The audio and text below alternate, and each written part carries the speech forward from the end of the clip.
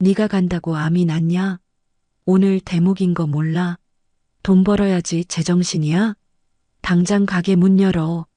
수화기를 뚫고 나온 시어머니의 그 끔찍한 막말. 친정아빠가 위암 수술을 받고 생사를 오가는 그 순간에도 시어머니 머릿속엔 오로지 대목 장사와 돈뿐이었죠. 그 끔찍한 악다구니를 듣는 순간 저는 결심했습니다. 이 지옥 같은 착취의 굴레를 내 손으로 끝내버리겠다고요. 저는 곧바로 부동산에 전화를 걸었습니다. 사장님, 제 가게 지금 당장 넘길게요. 권리금 필요 없어요. 오늘 바로 팔아주세요. 저는 보란듯이 웃으며 가게를 싹 팔아버렸고 그날 밤 시댁은 말 그대로 초상집이 되었는데요. 시작하기 전에 구독과 좋아요 꾹 눌러주세요. 여러분들 하루에 축복이 가득하길 기원합니다.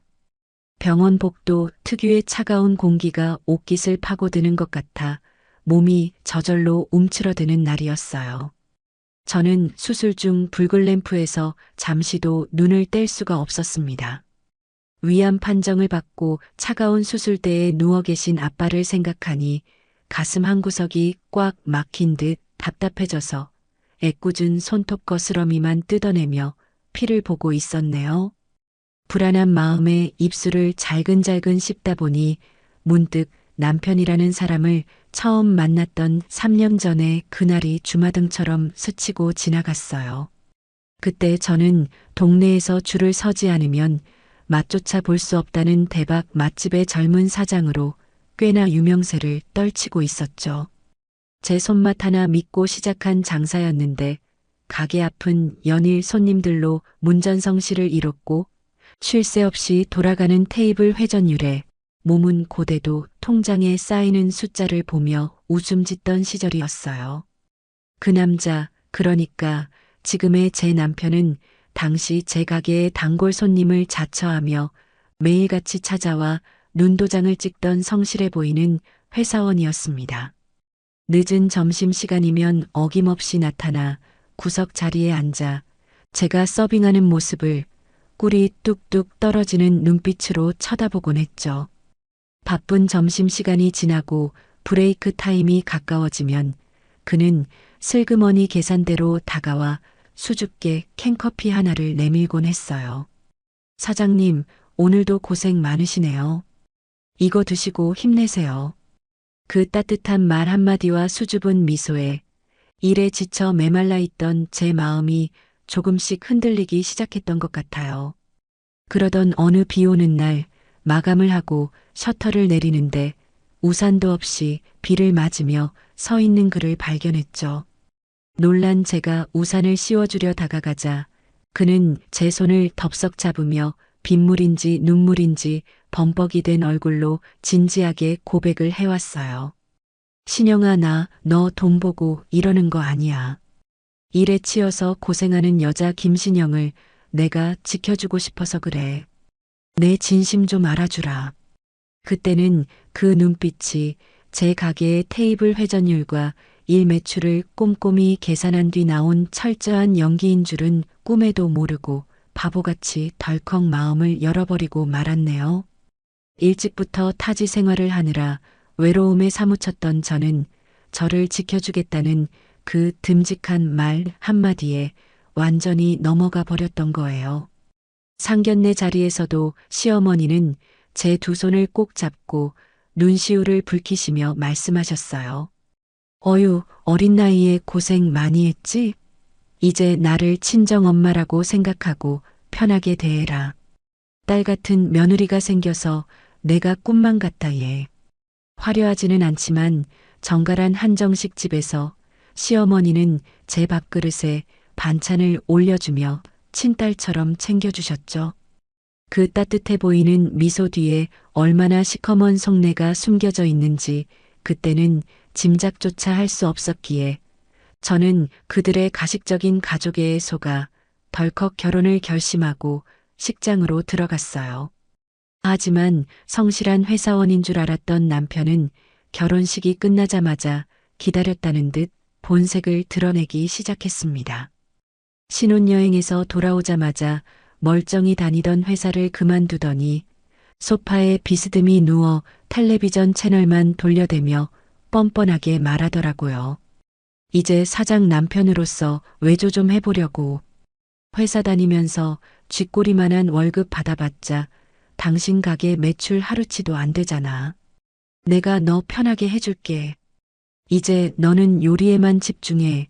바깥일은 내가 다 알아서 할 테니까. 말이 좋아 외조지. 가게에는 코빼기도 비치지 않으면서 남편은 백화점으로 달려가 제일 비싼 골프채 세트를 할부로 긁어왔죠. 사업하는 남편이 골프 정도는 쳐야 인맥이 생기지. 이게 다 널 위한 투자야. 그렇게 말하며 아침 일찍 골프복을 빼입고 필드로 나돌아다니는 꼴을 보고 있자니 속이 터질 것 같았지만 신혼 초부터 큰 소리 내기 싫어 꾹꾹 눌러 참았습니다. 남편이 셔터맨 노릇을 하며 한량처럼 지내는 동안 시어머니의 본색도 서서히 드러나기 시작했죠. 며느리가 돈방석에 앉았는데 시어머니는 덕보는 게 하나도 없다며 동네방네 떠들고 다니시더니 어느 날은 밥상머리에서 대놓고 숟가락을 탁 내려놓으며 때를 쓰시더라고요. 아휴, 내 친구 옥분이 알지? 걔는 사장님 소리 들으면서 떵떵거리며 사는데 나는 이게 뭐니? 내 소원이 죽기 전에 사장님 소리 한번 들어보는 거다. 너 돈도 잘 버는데 2호점 하나만 차려다오. 저는 황당해서 젓가락질을 멈췄지만 옆에서 밥을 먹던 남편까지 입안에 음식물을 가득 넣은 채 거들기 시작했어요. 맞아. 엄마 소원이라는데 그것도 못 해주냐? 우리 가게 2호점 내드리고 효도하는 셈 치자. 엄마가 가게 맡아서 하면 인건비도 굳고 좋잖아. 그래. 내가 내 가게처럼 얼마나 알뜰살뜰하게 운영하겠니? 남한테 맡기는 것보다 100배 낫지. 두 모자가 쌍으로 저를 달달 볶아대는 통에 결국 저는 제 노하우와 피땀 흘려 모은 자본을 탈탈 털어 2호점을 내드리고 말았어요. 시어머니 신용이 좋지 않아 명의는 제 앞으로 해두었지만 가게 운영은 전적으로 시어머니께 맡기고 수익금도 챙겨드리기로 약속했죠. 인테리어부터 직원 채용까지 제 손을 거치지 않은 것이 없었어요. 하지만 오픈 첫날부터 시어머니는 카운터 의자에 떡하니 앉아 돈 세는 재미에만 빠져 계셨습니다. 어이, 거기 주방. 국물이 왜 이렇게 짜? 그리고 홀 서빙은 왜 이렇게 굼떠? 손님 들어오면 바로바로 물부터 갖다 드려야지. 교육을 어떻게 받은 거야? 본인은 손가락 하나 까딱하지 않으면서 주방 이모들에게는 되도 않는 훈수를 두고 갓 20살 된 홀 알바생들에게는 반말과 갑질을 일삼으니 직원들이 견뎌낼 재간이 있었겠어요? 며칠을 못 버티고 직원들이 줄줄이 그만두자. 시어머니는 요즘 것들은 끈기가 없다며 혀를 차시더니 급기야 1호점에서 일하고 있는 저에게 전화를 걸어 닥달을 하셨죠. 예, 가게 꼴이 말이 아니다. 알바생이 갑자기 안 나온다네. 네가 와서 좀 봐라. 내가 사장인데 설거지까지 해야겠니? 난 허리 아파서 못한다. 결국 저는 점심에는 1호점을 지키고 저녁에는 2호점으로 달려가 설거지와 마감을 치느라 하루 18시간씩 일하는 몸종 신세가 되어버렸어요.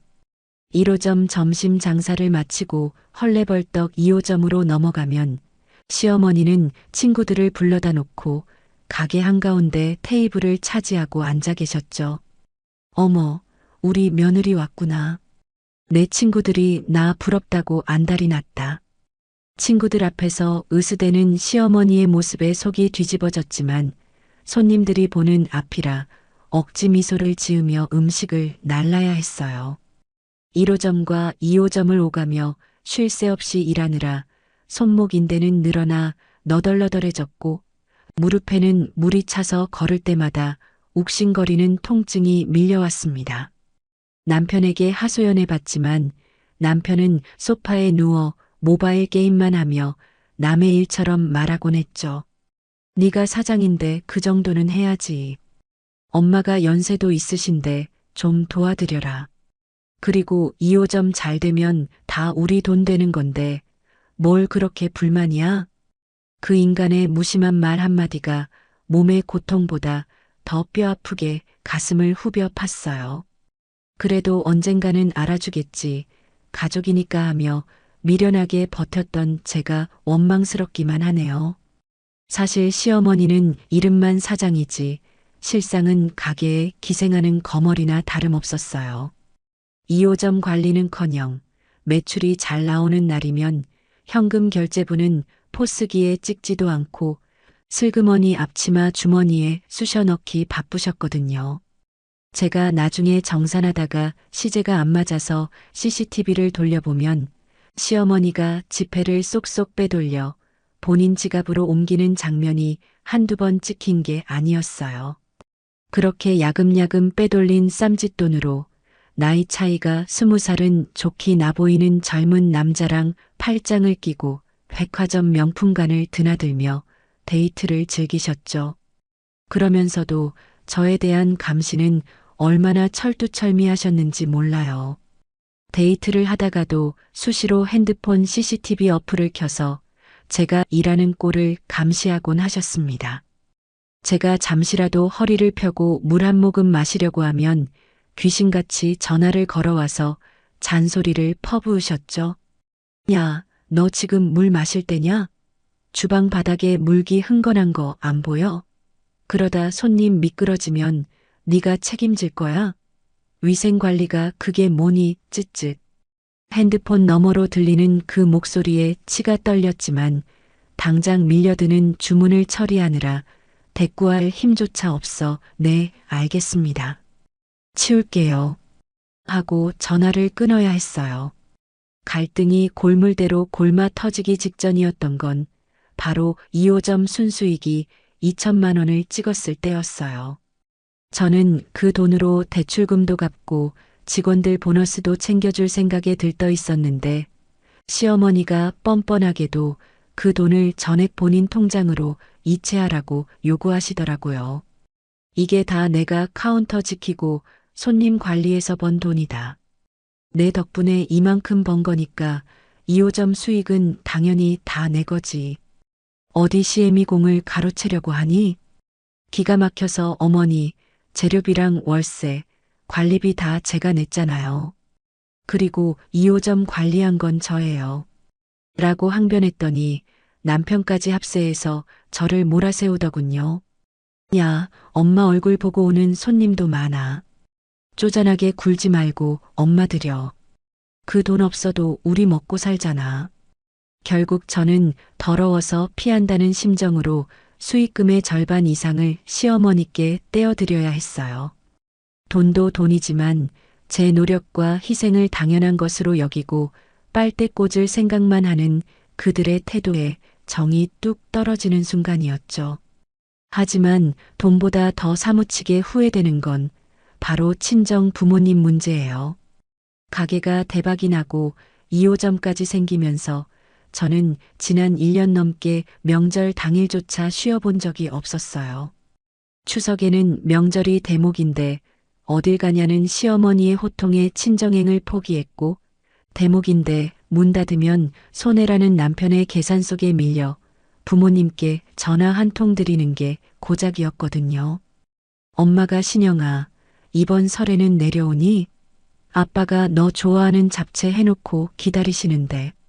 하고 조심스럽게 물어오실 때마다 저는 엄마 미안, 가게가 너무 바빠서 이번에도 못 갈 것 같아. 다음에 꼭 갈게. 라는 말만 앵무새처럼 반복했어요.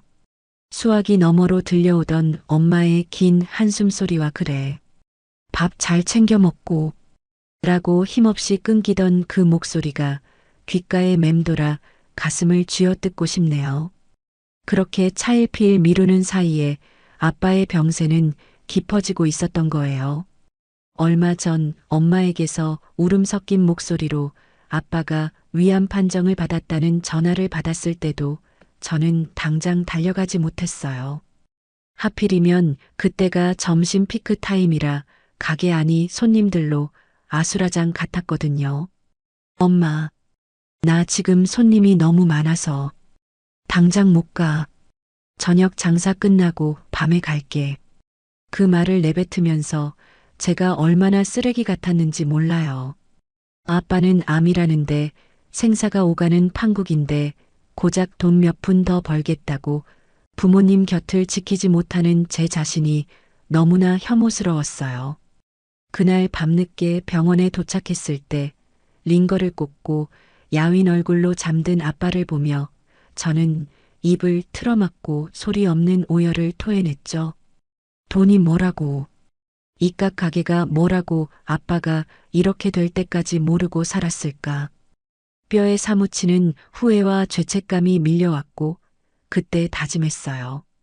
아빠 수술 날만큼은 무슨 일이 있어도 가게 문을 닫고 곁을 지키겠다고요. 시어머니가 지랄을 하든 남편이 난리를 치든 상관없었어요. 제 인생에서 가장 소중한 건 돈이 아니라 가족, 진짜 내 가족인 부모님이라는 걸 너무 늦게 깨달았으니까요. 수술실 앞 복도의 차가운 공기 속에서 문득 어젯밤 일이 떠올랐어요. 마감을 앞둔 가게 안 지칠 대로 지친 직원들을 한자리에 모아놓고 저는 준비해둔 흰 봉투들을 하나씩 꺼내 쥐어주었거든요. 자, 이거 다들 받아. 내일은 우리 가게 무조건 쉰다. 직원들은 영문을 몰라 어리둥절한 표정으로 저를 바라봤고 개중에는 봉투를 열어보고 깜짝 놀라 눈이 휘둥그레지는 친구도 있었어요. 그 안에는 제가 빳빳한 현금으로 준비한 10만 원과 짧은 손편지가 들어 있었거든요. 사장님, 이게 뭐예요? 내일 진짜 쉬어요? 시어머니가 난리 치실 텐데. 오래 일한 매니저가 걱정스러운 눈빛으로 물었지만 저는 애써 밝게 웃으며 매니저의 어깨를 토닥여 주었죠. 괜찮아. 내일은 우리 아빠 수술 날이잖아. 나도 딸 노릇 좀 해야지. 그리고 너희들도 그동안 나 때문에 고생 많았는데 내일 하루는 아무 생각 말고 푹 쉬어. 맛있는 것도 사 먹고 늦잠도 자고. 그리고 시간 되면 우리 아빠 수술 잘 되게 기도 한 번씩만 해줘라. 제 말에 직원들은 울먹이며 사장님, 아버님 꼭 쾌차하실 거예요. 저희가 진짜 열심히 기도할게요라며 제 손을 잡아주었어요. 그 따뜻한 온기에 미소 짓는 그때 적막한 병원 복도의 정적을 깨고 제 핸드폰이 요란하게 울리기 시작했어요. 액정에 뜬 시어머니라는 네 글자를 보는 순간 불길한 예감이 등골을 서늘하게 훑고 지나갔지만 혹시나 급한 일일까 싶어 떨리는 손으로 통화 버튼을 눌러 귀에 가져다 댔죠. 야, 오늘 빨간 날 대목인데 2호점 문이 왜 닫혀 있어? 너 지금 제정신이니? 수화기 너머로 고막을 찢을 듯한 시어머니의 악다구니가 들려왔어요. 평소 같았으면 죄송하다며 굽신거렸겠지만 지금은 아빠가 수술실에 계신 상황이잖아요. 저는 최대한 감정을 억누르고 떨리는 목소리로 차분하게 설명하려고 노력했습니다. 어머니, 제가 어제 말씀드렸잖아요. 오늘 저희 친정아빠 수술 날이라서 가게 쉰다고요. 직원들도 그동안 쉼없이 일해서 하루 휴가 줬어요. 오늘만큼은 이해해 주세요. 하지만 제 말이 끝나기가 무섭게 시어머니는 더 큰 목소리로 막말을 퍼붓기 시작하셨어요. 뭐? 수술? 네가 간다고 암이 낫냐? 의사가 수술하지 네가 하니? 돈 벌어야지 지금 한가하게 병원 타령이야? 당장 와서 문 안 열어? 병원 복도에 쩌렁쩌렁 울리는 그 목소리에 주변 사람들의 시선이 저에게 꽂히는 게 느껴져 얼굴이 화끈거렸지만 그보다 더 참을 수 없는 분노가 치밀어 올랐어요. 아빠는 차가운 수술대 위에서 생사를 오가고 있는데 고작 하루 매출 때문에 며느리를 짐승 부리듯 하는 시어머니의 태도에 그동안 꾹꾹 눌러왔던 서름과 인내가 한꺼번에 바닥을 드러내는 것만 같았거든요.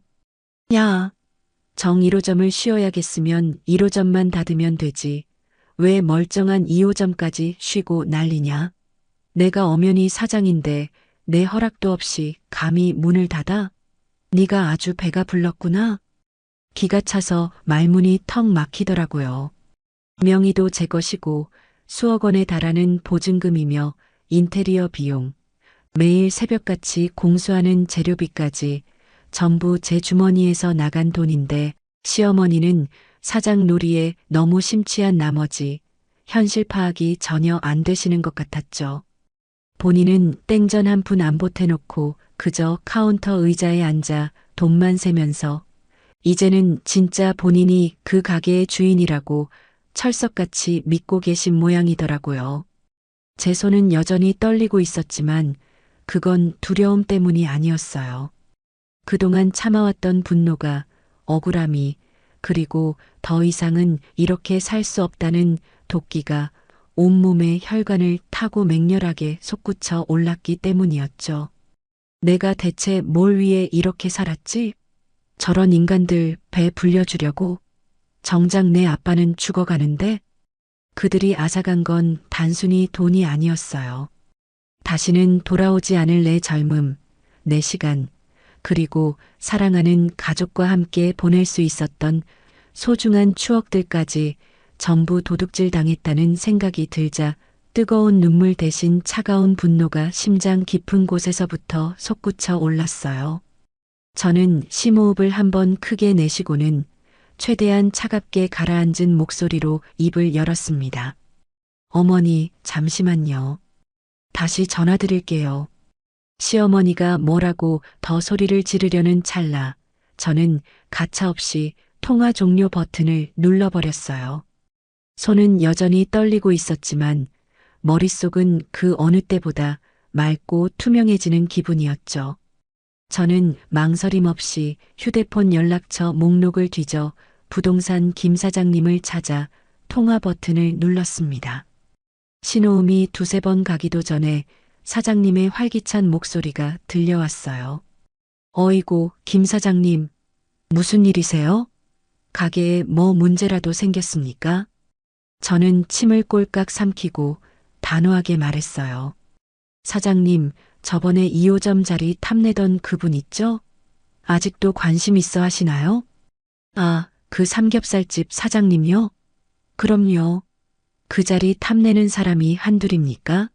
사장님이 안 판다고 딱 잘라 거절해서 아쉬워 죽겠다고 매번 그러시는데 지금 당장 넘길게요. 네, 예. 사장님, 지금 뭐라고? 부동산 사장님은 제 말을 잘못 들은 줄 알고 되물으셨지만 저는 쐐기를 박듯 다시 한번 또박또박 말했어요.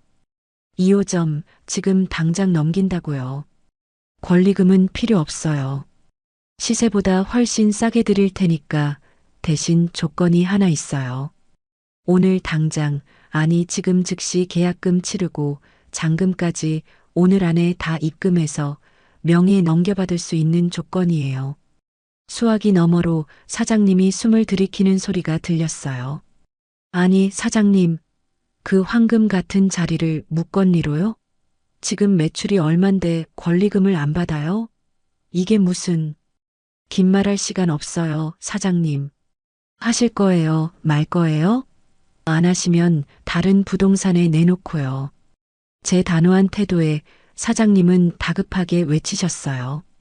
아이고, 묵건리면 땡큐죠. 그분이 웃돈 줘서라도 들어가고 싶어 했는데 지금 바로 오라고 할게요. 도장만 가지고 나오세요. 제가 서류 다 준비해 놓겠습니다. 전화를 끊자마자 문자 알림음이 울렸습니다. 부동산 사장님이 보낸 계약 관련 서류 목록이었죠.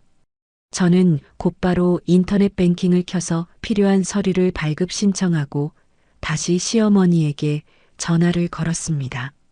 신호 연결음이 채 끝나기도 전에 시어머니가 전화를 받아 고래고래 소리를 질렀어요. 야, 너 시어머니 전화를 뚝 끊어? 이게 어디서 배워먹은 버르장머리야. 당장 문 열라고 했지. 저는 그 악다구니를 묵묵히 듣고 있다가 아주 낮고 조용한 목소리로 통보했어요. 어머니, 방금 2호점 팔았어요. 문 열 가게 없어졌으니까 이제 문 안 열어도 되죠? 순간 전화기 너머에서 정적이 흘렀어요. 시어머니는 제 말을 이해하지 못한 듯 잠시 멍해 있다가 이내 떨리는 목소리로 되물으셨죠. 뭐, 지금, 뭐라고 했어? 팔아? 가게를? 네, 팔았다고요. 방금 부동산에 넘겼어요. 오늘부로 2호점은 제 가게도 아니고 어머니 가게는 더더욱 아니에요. 그러니까 이제 문 열라고 소리 지르지 마세요. 그제야 상황 파악이 된 시어머니가 비명을 지르며 펄펄 뛰기 시작했어요. 네가 미쳤구나. 네가 돌았어. 내 가게를 누구 맘대로 팔아. 내가 거기 사장인데. 내가 거기 쏟아부은 정성이 얼만데. 정성이요? 어머니가 쏟아부은 건 정성이 아니라 탐욕이겠죠. 그리고 제 돈, 제 명의 가게인데 제가 파는데 왜 어머니가 화를 내세요? 이제 어머니 사장 놀이 끝났어요. 더 이상 바지 사장 노릇도 못해서 어쩌죠? 망할려니. 당장 취소해. 안 그러면 내가 가만 안 둘 거야. 아들한테 다 잃을 거야. 잃으세요. 마음대로 하세요. 어차피 그 사람도 이제 저한테는 남이나 다름없으니까. 저는 미련 없이 전화를 끊어버리고 휴대폰 전원 버튼을 길게 눌러 꺼버리려 했어요. 그런데 문득 그런 생각이 들더라고요. 2호점만 없앤다고 이 지옥이 끝날까? 어차피 1호점이 남아있으면 남편과 시어머니는 또다시 거머리처럼 달라붙을 게 뻔했어요. 2호점 황금거위가 없어졌으니 1호점 수익금이라도 더 뜯어가려고 혈안이 되어 달려들겠죠. 썩은 살을 도려내려면 뿌리까지 완전히 뽑아내야 새살이 돋는 법이니까요. 저는 다시 부동산 사장님께 문자를 보냈습니다. 손가락이 미세하게 떨렸지만 멈추지 않았어요. 사장님, 죄송한데 매물 하나 더 내놓겠습니다. 1호점도 같이 정리해 주세요. 조건은 동일합니다. 오늘 안에 두 곳 다 현금화해서 끝내고 싶습니다. 문자를 보내자마자 사장님에게서 바로 전화가 걸려왔어요. 사장님, 1호점까지요? 거긴 사장님 인생이잖아요. 1호점은 진짜 알짜배기인데 왜 그래요? 무슨 급전 필요하세요? 사채 썼어요? 부동산 사장님의 목소리에는 진심 어린 걱정이 묻어 있었어요. 그도 그럴 것이 1호점은 제가 바닥부터 시작해서 피눈물 흘려가며 키워낸 제 자식 같은 곳이었으니까요. 벽돌 한 장, 접시 하나, 제 손길이 닿지 않은 곳이 없는 제 청춘 그 자체였으니까요. 하지만 저는 담담하게 대답했습니다. 사장님, 제 인생 이제부터 다시 찾으려고요. 그 가게 붙들고 있다가는 제 진짜 인생을 다 갉아먹힐 것 같아서요. 그냥 다 털어버리고 새로 시작하고 싶어요. 도와주세요. 제 목소리에 담긴 결연함을 느끼셨는지 사장님은 잠시 침묵하시다가 무겁게 입을 여셨어요. 알겠습니다. 김 사장님이 오죽하면 이러실까 싶네요. 제가 어떻게든 오늘 안에 처리해 보겠습니다. 1호점 탐내던 분들 몇몇 더 있으니까 바로 연락 돌릴게요. 전화를 끊고 의자에 깊숙이 몸을 기대었어요. 텅 비어버린 것 같은 허탈함과 동시에 가슴 한구석을 짓누르던 무거운 돌덩이가 사라진 듯한 해방감이 밀려왔습니다. 이제 정말 끝이구나. 아니, 이제야 비로소 시작이구나. 그때였어요.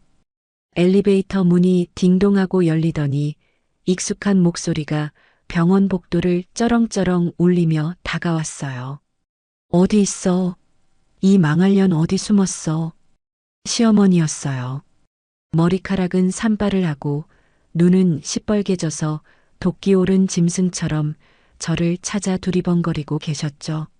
얼마나 급하게 뛰어왔는지 신발도 짝짝이로 신고 숨을 헐떡이며 병원 로비를 헤집고 다니는 꼴이 가관이었습니다. 저를 발견한 시어머니가 득달같이 달려와 제 멱살을 잡으려 했지만 병원 보안 요원들이 순식간에 앞을 가로막았어요. 여기서 이러시면 안 됩니다. 비켜. 이거 안 나? 전현이 내 가게를 팔아먹었다고. 내 돈 내놓으란 말이야. 보안 요원들의 팔에 붙들려 발버둥 치는 시어머니를 보며 저는 자리에서 천천히 일어났어요. 그리고 보안 요원 뒤에서 싸늘하게 식은 눈으로 시어머니를 내려다보았죠. 예전 같았으면 벌벌 떨었겠지만 지금 제 눈에 보이는 건 그저 욕심에 눈이 먼 추한 노파 한 명일 뿐이었어요. 어머니. 제 차가운 목소리에 시어머니가 씩씩대며 저를 노려보았어요. 너 인연. 네가 감히 내 가게를 팔아넘겨? 제정신이야? 저는 피식 헛웃음을 흘리며 말했어요. 어머니, 2호점만 내놨을 것 같으세요? 뭐? 1호점도 방금 넘겼어요. 계약금 입금된 거 확인했고요. 오늘 안으로 잔금까지 다 들어올 거예요. 시어머니의 눈이 튀어나올 듯 커졌어요. 입을 떡 벌리고 숨조차 제대로 쉬지 못하는 그 표정이란. 거짓말. 거짓말이지? 1호점이 어떤 가겐데? 네가 그걸 팔아? 아니요, 진짜예요. 이제 저한테 가게는 단 하나도 없어요. 가게가 없으니 돈 나올 구멍도 없겠죠? 이제 우린 빈털털이에요, 어머니. 그렇게 좋아하시던 사장님 소리, 이제 평생 못 듣게 되셨네요. 충격에 휩싸여 말을 잇지 못하는 시어머니를 향해 저는 마지막 확인 사살을 날렸어요. 아, 참. 2호점 권리금 포기하고 넘긴 거라 빚 정산하고 나면 남는 돈도 별로 없어요. 그러니까 기대하지 마세요. 이제 어머니 아들, 그 잘난 셔터맨이랑 둘이 알아서 먹고 사셔야 할 거예요. 시어머니는 제 입에서 나온 말이 도저히 믿기지 않는지 금붕어처럼 입을 뻐끔거리다가 이내 억 소리를 내며 뒷목을 잡고 그 자리에서 휘청거리셨어요. 드라마에서나 보던 너무나 자기적이고 과장된 기절 연기였죠. 하지만 안타깝게도 이곳은 드라마 세트장이 아니라 수많은 사람들이 오가는 병원 로비였고 시어머니를 받쳐줄 사람은 아무도 없었습니다. 바닥으로 털썩 주저앉는 폼이 꽤나 우스꽝스러웠지만 저는 눈 하나 깜짝하지 않고 그 광경을 차갑게 내려다봤어요. 보안 요원들이 다가와 양쪽 겨드랑이에 팔을 끼워 일으켜 세우자 질질 끌려나가던 시어머니는 그제야 사태 파악이 됐는지 돌변하시더라고요. 방금까지 저를 잡아먹을 듯 도끼 어린 눈으로 노려보던 모습은 온데간데 없고 세상에서 가장 불쌍한 표정을 지으며 제 바짓가랑이를 잡고 늘어지기 시작했어요. 아이고 아가야, 내가 잠깐 미쳤었나 보다. 응? 늙은이가 노망이 나서 헛소리한 거야. 한 번만 받아오.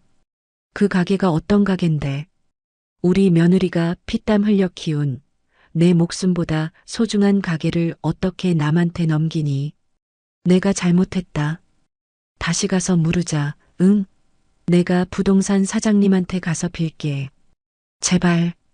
바닥에 무릎을 꿇고 싹싹 비는 그 모습이 참으로 가소로웠어요. 평소에는 네가 감히 시어머니한테 말대꾸를 해? 라며 빳빳하게 고개를 쳐들던 분이 돈줄이 끊긴다는 생각에 자존심이고 체면이고 다 내팽개치는 꼴이라니. 그 비굴한 눈물 뒤에 숨겨진 탐욕을 제가 모를 줄 아셨나 보죠. 저는 차갑게 식은 눈으로 시어머니를 내려다보며 한마디 한마디 씹어뱉듯 쏘아붙였어요. 어머니, 지금 제 아빠는 수술실에서 생사를 넘나들고 계세요. 사람 목숨이 왔다 갔다 하는데 그깟 가게 판 게 대수예요? 그리고 착각하지 마세요. 어머니가 거기 사장인 줄 아세요? 어차피 아줌마는 제 돈으로 앉혀놓은 바지 사장이었잖아요. 주제 파악 좀 하세요. 뭐라? 아줌마? 너 지금 시애미한테 아줌마라고 했냐? 아무리 그래도 어른한테 말버릇이 그게 뭐니? 그럼 시어머니 대접받을 행동을 하셨어야죠. 며느리 친정아버지가 수술 받는데 와서 돈 내놓으라고 행패 부리는 게 어른이 할 짓이에요? 이제 남남인데 아줌마지. 그럼 뭐라고 불러드려요? 보안요원님, 이분 좀 끌어내 주세요.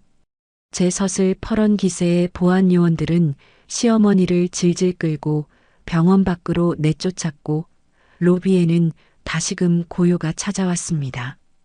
쫓겨나면서도 내 돈, 내 가게 라고 악을 쓰는 시어머니의 목소리가 복도 끝에서 희미해질 때쯤 수술실 문이 열리고 초록색 수술복을 입은 의사 선생님이 나오셨어요. 저는 떨리는 가슴을 부여잡고 달려갔죠. 선생님, 저희 아빠는요? 수술은 어떻게 됐나요? 수술 아주 잘 끝났습니다. 다행히 암세포가 생각보다 깊지 않아서 전이 없이 깔끔하게 제거됐어요.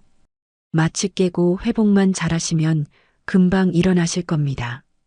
걱정 많이 하셨죠? 그제야 긴장이 풀리며 다리에 힘이 빠져 주저앉고 말았어요.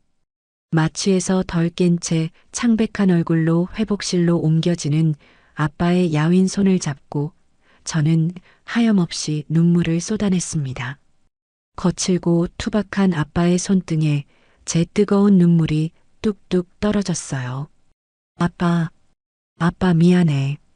내가 돈 버느라 미쳐서 너무 늦게 왔지? 미안해. 이제 내가 다 지켜줄게. 아빠, 제발 아프지 마. 나랑 오래오래 살아야지. 그동안 가게 핑계로 찾아오지 못했던 지난 날들이 뼈에 사무치게 후회스러웠지만 이제라도 늦지 않았다는 사실에 감사하며 저는 밤새 아빠 곁을 지켰어요. 그렇게 한바탕 폭풍이 지나가고 저녁이 되었을 때였어요. 병실 밖이 다시 소란스러워지더니 익숙한 골프복 차림의 남자가 씩씩거리며 들이닥쳤습니다. 제 남편, 아니 이제 곧 전 남편이 될 그 인간이었죠. 땀 냄새와 섞인 짙은 향수 냄새가 역하게 코를 찌르더라고요. 그는 아빠가 누워 계신 침대를 힐끗 보더니 걱정하는 신용조차 없이 저를 병실 밖으로 거칠게 끌고 나갔어요. 야, 너 제정신이야? 엄마한테 들었다. 1호점이랑 2호점 다 팔아넘겼다며? 네가 미쳤구나. 2호점은 그렇다 쳐도 1호점은 우리 밥줄인데 그걸 팔아? 당장 가서 계약 취소하고 와. 위약금이 얼마가 들든 상관없으니까 당장 물러. 그의 입에서 나오는 말이라고는 오로지 밥줄, 돈, 가게뿐이었어요. 아빠 수술이 잘 됐는지, 내가 얼마나 힘들었는지 묻는 말은 단 한마디도 없었죠. 그 순간 제 마음속에 남아있던 마지막 미련한 조각마저 바스라져 사라지는 걸 느꼈습니다. 저는 그동안 참아왔던 모든 분노와 경멸을 담아 미리 가방 속에 준비해 두었던 누런 서류 봉투를 꺼내 그의 얼굴에 패대기 쳤어요. 우리 밥줄? 웃기지 마.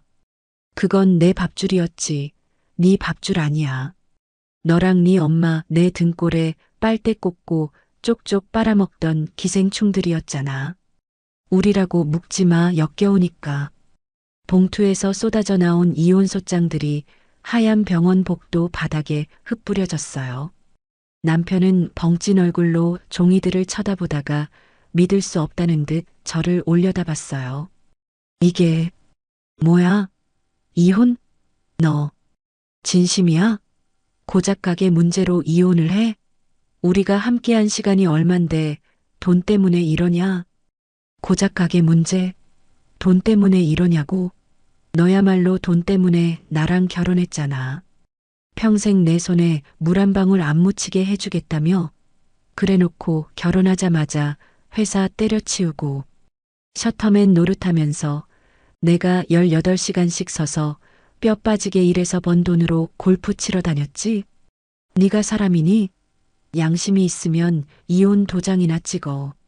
남편은 당황한 기색이 역력했어요. 항상 순종적이고 참기만 하던 제가 이렇게 나올 줄은 꿈에도 몰랐겠죠. 그는 비굴하게 웃으며 제 팔을 잡으려 했어요. 아, 신영아. 너 가게도 없이 이혼녀 돼서 어떻게 살려고 그래? 나니까 너 받아주는 거야. 너 혼자 세상에 나가면 무서워서 못 살아. 다시 생각해. 가게 다시 찾고 없던 일로 하자. 응? 내가 앞으로 잘할게. 끝까지 주제 파악 못하고 가스라이팅이나 하려는 꼴이라니. 저는 그의 손을 벌레 털어내듯 쳐내며 싸늘하게 쏘아붙였어요. 가게 없이 어떻게 사냐고? 걱정 마. 너 같은 혹덩어리 떼어내고 보란 듯이 잘 살 테니까. 내 변호사가 내일 당장 연락할 거야. 위자료 청구 소송이랑 재산 분할 소송도 같이 들어갈 거니까 각오해. 네가 쓴 카드가 내 엄마가 횡령한 돈 10원 한 장까지 다 받아낼 거야. 법원에서 보자. 저는 멍하니 서 있는 남편을 뒤로하고 병실로 돌아와 문을 잠가버렸어요. 밖에서 신영아, 문 좀 열어봐 하고 두드리는 소리가 들렸지만 저는 이어폰을 꽂고 그 소음을 차단해버렸죠. 그리고 핸드폰을 꺼내 며칠 전 받았던 명함 한 장을 찾았어요. 가인푸드 프랜차이즈 사업부 부장 박철민. 사실 며칠 전 1호점에 정장 차림의 신사 한 분이 찾아와 제 음식을 맛보고는 감탄하며 명함을 건네주셨던 적이 있었어요. 사장님, 이 손맛. 이건 그냥 동네 맛집 수준이 아닙니다. 저희랑 손잡고 전국 재패 한번 해보시죠. 프랜차이즈화 하시면 날개 돋친 듯 팔릴 겁니다. 저희 회사가 전폭적으로 지원해 드리겠습니다. 그때는 직원들과의 의리 그리고 2호점을 지키고 있는 시어머니와 남편 생각에 제가 없으면 가게가 안 돌아가서요라며 정중하게 거절했었어요. 하지만 이제는 저를 붙잡을 족쇄가 모두 사라졌잖아요. 오히려 홀가분했죠. 저는 떨리는 손으로 문자를 작성했어요. 부장님 김신영입니다. 지난번 제안 주신 건 긍정적으로 검토해 보고 싶습니다. 1, 2호점은 개인적인 사정으로 모두 정리했습니다. 이제 제 기술과 노하우 전부 귀사에 투자하고 싶습니다. 연락 기다리겠습니다. 전송 버튼을 누르자마자 마치 기다렸다는 듯 전화벨이 울렸어요. 부장님의 목소리는 상기되어 있었죠. 사장님, 연락 기다리고 있었습니다. 정말 잘 생각하셨습니다. 내일 당장 본사로 모셔도 될까요? 대표님께서 직접 뵙고 싶어 하십니다. 다음 날 저는 가장 단정하고 세련된 정장을 차려입고 프랜차이즈 본사 회의실에 앉았습니다. 대표님과 임원진들이 모두 모인 자리에서 저는 제가 개발한 레시피와 운영 노하우에 대해 브리핑을 했죠. 제 발표가 끝나자 박수가 터져 나왔고 대표님은 자리에서 일어나 제 손을 잡으며 파격적인 제안을 하셨어요. 김신영님, 아니 김 이사님. 저희와 함께 해주신다면 업계 최고 대우를 약속드립니다. 계약금 5억에 신규 브랜드 순수익의 50%를 배분해 드리겠습니다. 그리고 단순한 가맹점주가 아니라 저희 본사의 기술 고문 이사직을 맡아주십시오. 이사의 손맛을 전 세계에 알리고 싶습니다. 저희와 함께 역사를 써보시죠. 계약금 5억, 수익 배분 50%, 그리고 이사직. 시어머니와 남편에게 뜯기던 푼돈과는 차원이 다른 제 가치를 온전히 인정받는 순간이었어요. 저는 계약서에 서명을 하며 속으로 쾌재를 불렀어요. 봤니? 너희들이 무시하던 며느리, 밥 해주는 식모 취급하던 김신영이 어떤 사람인지 똑똑히 보여줄게. 너희는 이제 땅을 치고 후회하게 될 거야. 회의실을 나오는데 통창 너머로 보이는 서울 풍경이 오늘따라 유난히 눈부시게 빛나고 있었습니다. 이제 더 이상 누군가의 아내도 며느리도 아닌 온전한 나 자신으로서의 삶이 시작된 거예요. 핸드폰을 켜니 부재중 전화가 수십 통 찍혀 있었어요. 전 남편, 전 시어머니. 저는 미련 없이 그 번호들을 차단 목록에 추가하고 가벼운 발걸음으로 건물을 나섰어요. 이제부터 진짜 복수는 내가 보란 듯이 성공해서 행복하게 사는 거니까요. 제 앞길을 막던 장애물들은 다 사라졌고 오로지 성공이라는 탄탄대로만이 저를 기다리고 있었으니까요. 프랜차이즈 본사와 손을 잡고 제 이름을 건 프리미엄 한식 브랜드 신영 진심을 담다를 런칭하던 날이었어요. 서울에서 가장 핫하다는 성수동 한복판에 팝업 스토어를 열었는데 오픈 시간이 되기도 전부터 사람들이 건물을 빙 둘러쌀 정도로 긴 줄을 서 있는 광경을 보고 저는 제 눈을 의심할 수밖에 없었네요. 예전에는 좁은 주방에 갇혀 기름 냄새에 찌든 채 하루를 보냈다면 이제는 세련된 정장을 입고 수많은 취재진과 인플루언서들 앞에서 제 요리 철학을 설명하는 김신영 이사가 되어 있었거든요. 매장은 오픈과 동시에 발 디딜 틈 없이 꽉 찼고 제가 직접 개발한 시그니처 메뉴인 묵은지 갈비찜과 황태 더덕구이를 맛본 손님들은 연신 감탄사를 쏟아냈어요. 와, 이 맛이라야? 사장님 손맛이 진짜 예술이네. 이러니 대기업이 모셔갔지. 기다린 보람이 있다. SNS에는 제 가게 방문 인증샷이 실시간으로 도배되었고 매출은 예상치를 훌쩍 뛰어넘어 본사에서도 역시 김 이사님 안목은 틀리지 않았다며 샴페인을 터뜨릴 정도였죠. 그렇게 제가 승승장구하며 비상하고 있을 때 바닥을 기고 있던 그들에게서 연락이 왔어요. 예상은 했지만 그 내용은 상상을 초월할 정도로 뻔뻔하고 역겨웠습니다. 법원에서 날아온 소장에는 재산분할 청구 소송이라는 글자가 선명하게 박혀 있었는데 그 내용을 읽어내려가던 저는 기가 막혀서 헛웃음이 터지고 말았어요. 청구 취지 1호점의 성장은 남편인 원고의 외조와 시어머니의 정신적 지주 역할이 컸으므로 기여도를 인정하라. 또한 2호점은 피고의 명의였으나 실질적인 운영주는 시어머니였으므로 명의신탁 해지에 따른 부당이득을 반환하라. 남편과 시어머니는 변호사까지 선임해서 말도 안 되는 억지 논리를 펼치고 있었어요. 1호점 매출이 오를 때 남편이 친구들을 데려와 매상을 올려줬으니 기여도가 있다는 둥. 2호점은 시어머니가 사장으로서 직원을 관리했으니 실질적인 소유주라는 둥 소설을 써도 아주 삼류소설을 써놨더라고요. 심지어 제가 향후 프랜차이즈 사업으로 벌어들일 수익의 절반까지 요구하며 협박을 해왔어요. 야, 김신영. 좋게 말할 때 합의해라. 우리가 네 밑거름이 되어줬으니까 네가 그렇게 성공한 거 아니냐? 배은망덕하게 혼자 다 먹으려고 해? 법정 가면 네가 불리해. 전화를 걸어온 남편은 마치 선심이라도 쓰는 척 거드름을 피웠지만 그 목소리 끝이 미세하게 떨리고 있다는 걸 저는 단번에 알아챌 수 있었죠. 저는 차분하게 변호사님과 미팅을 잡고 그동안 제가 모아두었던 자료들을 책상 위에 쏟아부었어요. 변호사님, 여기 보시면 1호점, 2호점 보증금부터 권리금, 인테리어 비용, 매일 들어가는 식자재 대금까지 전부 제 개인 통장에서 나간 내역입니다. 단 1원도 저 사람들 주머니에서 나온 돈은 없어요. 그리고 이게 결정타가 될 겁니다. 제가 내민 건 남편이 외조를 한답시고 긁어댄 법인카드 사용 내역서였어요.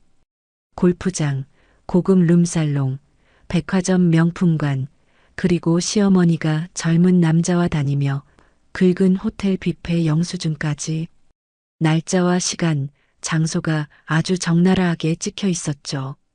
가게가 가장 바빴던 주말 점심시간, 저는 주방에서 불과 씨름하고 있을 때 남편은 골프장에서 홀인원 기념 한턱이라며 수백만 원을 긁었고, 시어머니는 품위 유지비 명목으로 백화점에서 수입 그릇 세트를 사들였더라고요. 이 내역을 보시면 아시겠지만 이 사람들은 기여를 한 게 아니라 횡령을 한 겁니다. 오히려 제가 소송을 걸어야 할 판이죠. 제 자료를 검토하던 프랜차이즈 본사 법무팀 팀장님은 안경을 고쳤으며 서늘한 미소를 지으셨어요. 이사님, 이건 게임 끝났네요. 기여도 주장이 아니라 사기 및 횡령으로 역고소를 진행해도 충분합니다. 저희 본사 차원에서 이사님을 보호해 드릴 테니 걱정 마십시오. 감히 우리 회사 기술 고문 이사님을 건드리다니 본때를 보여줘야죠. 본사의 든든한 지원을 등에 업은 저는 즉시 맞소송을 제기했어요. 그동안 시어머니가 2호점에서 야금야금 빼돌린 월 500만 원 상당의 현금 매출 누락분과 남편이 유흥비로 탕진한 법인카드 대금 전액에 대한 부당이득, 반환 청구 소송이었죠. 법정 공방은 싱겁게 끝났어요. 판사님은 남편 측이 제출한 증거가 빈약하기 짝이 없고 오히려 제 통장 내역과 카드 사용처가 그들의 방탕함을 증명한다며 저희의 손을 들어주셨거든요. 원고의 청구를 기각한다. 반대로 피고가 제기한 반환 청구는 대부분 인용한다. 원고와 원고의 모친은 피고에게 합계 3억 5천만 원을 지급하라. 판결봉이 내려쳐지는 순간 법정 방청석에 앉아있던 시어머니는 아이고 판사님, 이게 무슨 날벼락입니까? 내가 억울해서 못 살아요. 하며 대성통곡을 했고 남편은 사색이 되어 변호사 멱살을 잡고 난동을 부리다 경위들에게 제지당해 끌려나갔습니다. 그 추한 꼴을 뒤로하고 법원을 나서는 제 발걸음은 구름 위를 걷는 듯 가벼웠네요. 이 사건은 제가 유명 방송 프로그램 서민 갑부에 출연하면서 세간에 알려지게 되었어요. 제작진은 역경을 딛고 일어선 CEO라는 주제로 제 이야기를 다루고 싶어 했고, 저는 인터뷰에서 제 과거를 덤덤하게 털어놓았죠. 사실, 저는 요리하는 기계나 다름없었어요. 가족이라는 이름으로 제 노동력을 착취하고 제가 번 돈을 당연하게 여기는 사람들 때문에 숨 쉴 구멍조차 없었거든요. 아빠가 수술 받으시는 날에도 가게 문을 열라며 소리 지르던 그 목소리가 아직도 귓가에 생생합니다. 방송에는 모자이크 처리가 되었지만 시어머니가 병원 로비에서 행패를 부리는 CCTV 영상과 남편의 유흥비 내역이 자료 화면으로 나갔어요. 방송이 나가자마자 시청자 게시판과 인터넷 커뮤니티는 그야말로 뒤집어졌죠. 저런 시댁 식구들이 사람 새끼냐? 천벌 받아야 한다. 사장님 진짜 고생 많으셨네요. 이제라도 성공하셔서 다행입니다. 돈줄 내러 가겠습니다. 남편이랑 시어머니 신상 털어서 사회 매장시켜야 함. 전 국민적인 공분이 일었고 응원의 댓글이 수천 개씩 달리기 시작했어요. 신형 브랜드는 착한 기업, 응원하고 싶은 브랜드로 이미지가 굳어지며 가맹 문의가 폭주했고 저는 명실상부한 성공한 여성 사업가로 자리매김하게 되었어요.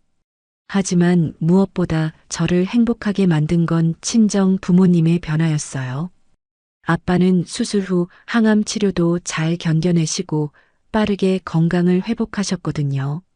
제가 선물해드린 안마의자에 앉아 텔레비전에 나온 제 모습을 보시며 아빠는 어린아이처럼 기뻐하셨어요. 우리 딸, 이제야 그 지긋지긋한 기름때 벗고 대접받고 사네. 아빠가 그동안 능력이 없어서 우리 딸 고생만 시켰는데 이제 죽어도 여한이 없다. 아빠 그런 소리 하지 마. 나 이제 돈 많이 벌잖아. 아빠랑 엄마랑 나랑 맛있는 거 먹고 좋은 데 다니면서 100년은 더 살아야지. 저는 부모님을 모시고 남해에 있는 최고급 풀빌라 리조트로 여행을 떠났어요. 하룻밤 숙박비가 100만 원이 넘는 곳이었지만 가격 따위는 보지 않고 제일 좋은 방으로 예약했죠. 탁 트인 바다가 내려다 보이는 인피니티 풀에서 부모님과 함께 발을 담그고 샴페인을 마시는데 엄마가 제 손을 꼭 잡으며 눈시울을 붉히시더라고요. 신영아, 엄마는 지금이 꿈만 같다.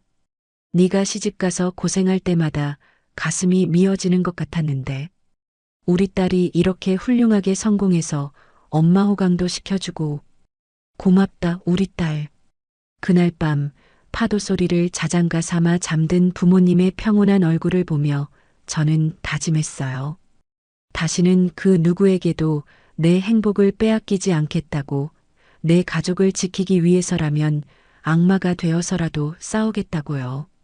저는 샴페인 잔을 들어 밤하늘의 별을 향해 건배를 했어요. 잘 가세요. 내 인생의 오점들이여. 그리고 환영해. 나의 찬란한 미래야. 법적으로 남남이 되고 나서 들려오는 그들의 소식은 마치 막장 드라마의 한 장면처럼 기가 막히고 코가 막히는 이야기들의 연속이었어요. 알고 보니 시어머니라는 사람은 참으로 용의주도한 분이셨더라고요. 2호점 매출을 빼돌려 장롱 깊숙한 곳에 꼽을 쳐둔 비상금과 남편이 회사를 그만두면서 받았던 퇴직금을 합쳐서 꽤 큰 돈을 쥐고 계셨던 거예요. 그들은 그 돈으로 조용히 반성하며 살아도 모자랄 판에 저에게 복수하겠다는 일념 하나로 다시금 요식업 바닥에 기웃거리기 시작했다고 해요. 김신영이가 하면 나도 한다. 내가 그깟 식당 하나 못 차릴 줄 아냐? 라며 서울 변두리의 상권들을 보러 다녔는데 그 과정에서 그들의 인생을 나락으로 떨어뜨릴 운명의 여자를 만나게 된 거죠. 부동산 중개소에서 우연히 마주쳤다는 그 여자는 머리부터 발끝까지 명품으로 휘감고 다니며 일명 강남 사모님 포스를 풍기는 사람이었다고 해요. 짙은 화장에 화려한 장신구, 그리고 결정적으로 벤츠키를 손가락에 끼고 돌리는 모습에 시어머니와 전 남편은 단번에 시선을 빼앗겼을 거예요. 허영심이라면 둘째가라면 서러울 사람들이니까요. 그 여자는 시어머니를 보자마자 마치 오래된 지인을 만난 것처럼 살갑게 다가와서 시어머니가 평생 듣고 싶어 했던 말들만 골라 해주며 환심을 샀다고 해요. 어머, 어머님, 피부가 어쩜 이렇게 고우세요? 귀티가 줄줄 흐르시는데 혹시 재벌가 사모님 아니세요? 제가 사람 보는 눈이 있는데 딱 보니까 고생 한번 안 해보신 손이네요. 시어머니는 그 말에 입이 귀에 걸려서는 며느리한테 당한 서름을 본물 터지듯 쏟아냈겠죠. 그러자 그 여자는 시어머니의 손을 꼭 잡고 공감하는 척 연기를 시작했어요. 어머님 세상에. 그런 천박한 며느리가 어디 있어요? 어머님같이 고상하고 품이 있는 분을 몰라보고 감히 대들다니요. 제가 다 화가 나네요. 그 며느리는 수준이 낮아서 어머님의 그 깊은 기품을 이해 못한 거예요. 이제부터는 제가 어머님 모실게요. 저랑 같이 다니시면 그 며느리 코를 납작하게 해줄 수 있어요. 시어머니는 그 달콤한 말에 넘어가 역시 사람은 수준이 맞아야 대화가 통한다며 그 여자를 친딸보다 더 의지하기 시작했어요. 여자는 시어머니를 데리고 고급 마사지샵을 데려가고 비싼 밥을 사주며 경계심을 완전히 허물어뜨렸죠. 그 여자의 마수는 시어머니에게서 그치지 않고 제 전남편에게까지 뻗쳤어요. 멀쩡하게 생긴 남자가 왜 이혼을 당했는지 모르겠다며 전남편의 자존심을 한껏 세워주는 멘트들로 그를 홀리기 시작했거든요. 오빠 같은 진국이 왜 그런 억척스럽고 드센 여자랑 살았어요? 남자는 여자가 하늘처럼 받들고 내조를 잘해야 기가 사는 법인데 그 여자는 오빠 기를 죽이는 스타일이었네. 오빠는 딱 보니까 사업가 체질이에요. 큰 물에서 놀아야 할 사람인데 그동안 너무 묻혀 살았다. 이제 제가 확실히 내조해 줄게요. 저만 믿으세요. 전 남편은 그 여자의 칭찬에 어깨가 으쓱해져서 본인이 진짜 대단한 사업가라도 된 줄 착각에 빠져버렸어요. 여자는 전 남편에게 명품 시계를 선물하며 본인이 추진하고 있는 프리미엄 한우 오마카세 사업 계획서를 슬쩍 내밀었대요. 오빠, 이거 대박 아이템인데 오빠한테만 특별히 보여주는 거예요. 강남 한복판에 건물 하나 통째로 빌려서 하는 건데 수익률이 월 30%는 보장돼요. 저랑 결혼까지 생각하고 있다면 우리 미래를 위해서 같이 투자해 보는 거 어때요? 전 남편은 그 여자가 자신과 결혼까지 생각한다는 말에 눈이 뒤집혀 버렸죠. 시어머니 역시 그래. 저런 참하고 돈 많은 며느리가 들어와야 우리 집안이 산다며 맞장구를 쳤고요. 두 모자는 머리를 맞대고 행복 회로를 돌리기 시작했어요. 엄마, 이거 대박이야. 신영이가 하는 프랜차이즈? 그거랑은 차원이 달라. 우리가 이거 성공시켜서 벤츠 끌고 걔 앞에 나타나면 걔 표정이 볼만하겠다. 그치? 그렇고 말고. 걔가 우리 복을 발로 찼다는 걸 뼈저리게 후회하게 만들어줘야지. 우리 아들이랑 내가 다시 보란 듯이 일어서는 꼴을 보여주마. 결국 그들은 시어머니의 쌈짓돈, 전 남편의 퇴직금, 심지어 살고 있던 집까지 담보로 대출을 받아서 그 여자에게 갖다 바쳤어요. 무려 5억 원에 달하는 거금이었죠. 여자는 돈을 받자마자 이제 건물 계약하러 갈 거니까 며칠만 기다리세요. 곧 회장님, 이사님 소리 듣게 해드릴게요라며 윙크를 날리고 사라졌다고 해요. 하지만 일주일이 지나고 2주일이 지나도 여자는 소식이 없었어요. 전 남편이 전화를 걸어봤지만 수화기 너머로 들려오는 건 없는 번호이오니 다시 확인해 주시기 바랍니다라는 차가운 기계음 뿐이었죠. 불안해진 두 사람이 여자가 알려준 사무실 주소로 찾아갔을 때 그곳은 텅 빈 공실이었고 건물 관리인은 여기 임대 내놓은 지 한 달도 넘었는데 무슨 소리냐며 황당해했어요. 그제야 그들은 깨달았을 거예요. 그 여자가 전문 사기꾼, 일명 꽃뱀이었다는 사실을요. 저를 욕하며 쌓아 올린 그들의 헛된 욕망이 모래성처럼 와르르 무너져 내리는 순간이었죠. 경찰서에 가서 신고를 하고 난리를 쳤지만 이미 그 여자는 돈을 세탁해서 해외로 도주한 뒤였고 잡을 방법이 묘연하다는 절망적인 답변만 돌아왔어요. 사기당한 충격이 채 가시기도 전에 더 끔찍한 현실이 그들을 덮쳤어요. 집을 담보로 투자하는 바람에 집에서 쫓겨날 처지가 되었고 제2금융권에서 끌어다 쓴 고금리 대출 이자가 눈덩이처럼 불어나기 시작한 거예요. 소문에 의하면 빚쟁이들이 집에 들이닥쳐 난동을 피웠다고 해요. 검은 양복을 입은 사내들이 신발 신은 채 방 안으로 들어와 돈 내놔. 안 그러면 장기라도 팔 거야. 라고 소리를 지르며 집안 집기들을 다 때려 부수고 텔레비전이며 냉장고에 빨간 압류 딱지를 덕지덕지 붙였다더라고요. 아이고, 나 죽네. 이 늙은이 죽는 꼴 보고 싶어서 이러냐. 살려주세요. 제발 살려주세요.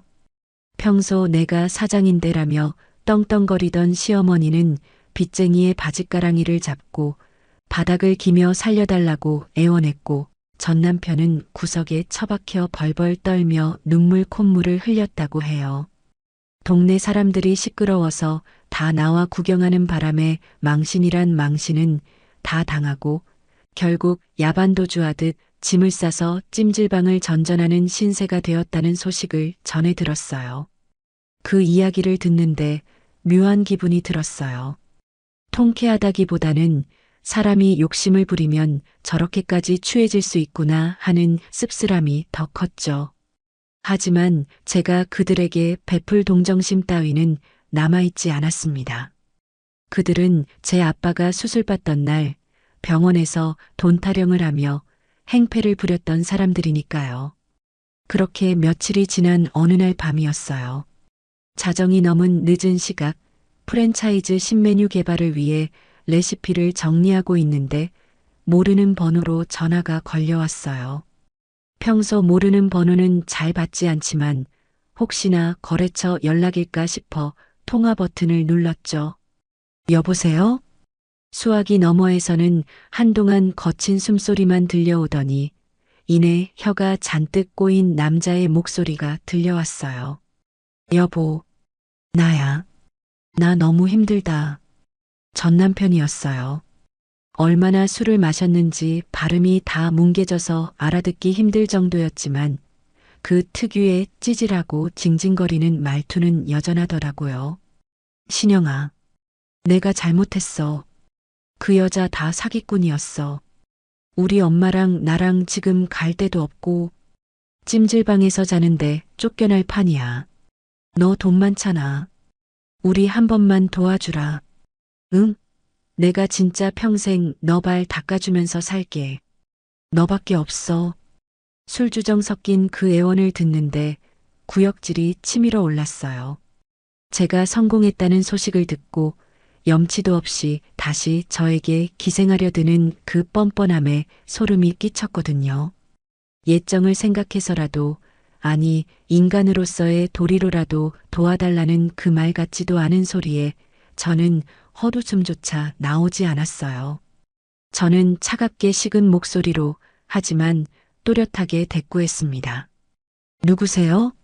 전화 잘못 거셨습니다. 여보, 왜 그래? 나야, 네 남편. 제 남편은 3년 전에 죽었는데요. 그리고 가정 파탄 낸 주제에 어디서 피해자 코스프레를 하세요? 다시는 이 번호로 연락하지 마세요. 스토킹으로 신고해서 콩밥 먹기 싫으면. 저는 더 이상 그의 목소리를 듣고 싶지 않아 가차없이 전화를 끊어버렸어요. 그리고 바로 수신 차단 목록에 그 번호를 추가했죠. 핸드폰을 내려놓고 창밖을 바라보는데 밤하늘에 떠 있는 달이 오늘따라 유난히 밝고 차갑게 느껴졌어요. 그들은 끝까지 저를 돈줄로만 봤던 거예요. 사랑도 가족에도 심지어 최소한의 예의도 없이 오로지 돈 냄새만 쫓는 하이에나들. 이제 그 하이에나들이 스스로 판 무덤 속에서 영원히 고통받기를 바랄 뿐이었어요. 그게 제가 그들에게 줄 수 있는 마지막 자비이자 가장 확실한 복수였으니까요. 고요하던 프랜차이즈 본사 로비가 순식간에 아수라장이 되었어요. 경비원들의 무전기 소리가 다급하게 오가고 직원들이 웅성거리며 몰려드는 소란 속에 익숙한 목소리가 악을 쓰며 울려 퍼지고 있었거든요. 야, 김신영, 나와. 나랑 얘기 좀 해. 내가 네 남편이었다고. 바로 전 남편이었어요. 빚쟁이들에게 쫓겨 노숙자 꼴이 되었다더니 덥수룩한 수염에 꼬질꼬질한 옷차림을 하고 술 냄새를 풀풀 풍기며 제 회사 로비 바닥에 드러누워 떼를 쓰고 있더라고요. 한 번만 만나줘. 제발. 우리 엄마가 지금 길바닥에 나앉게 생겼어. 네가 사람이면 이러면 안 되지. 내가 너 얼마나 사랑했는데. 사랑? 그 입에서 사랑이라는 단어가 나오다니 지나가던 개가 웃을 일이었어요. 저는 엘리베이터에서 내리자마자 그 추태를 목격하고는 직원들에게 눈짓을 보냈어요. 그러자 건장한 보안 요원 2명이 순식간에 전 남편의 양팔을 뒤로 꺾어 제압했습니다. 아, 이거 안 나? 내가 누군 줄 알아? 여기 이사 남편이야. 나, 전 남편이죠. 그것도 위자료도 안 주고 도망 다니는 파렴치한 전 남편. 제가 싸늘하게 쏘아붙이며 다가가자 전 남편은 고개를 쳐들고 저를 노려봤어요. 하지만 그 눈빛은 예전의 거만함이 아니라 벼랑 끝에 몰린 짐승의 비굴함과 두려움으로 가득 차 있었죠. 신영아, 여보, 내가 잘못했어.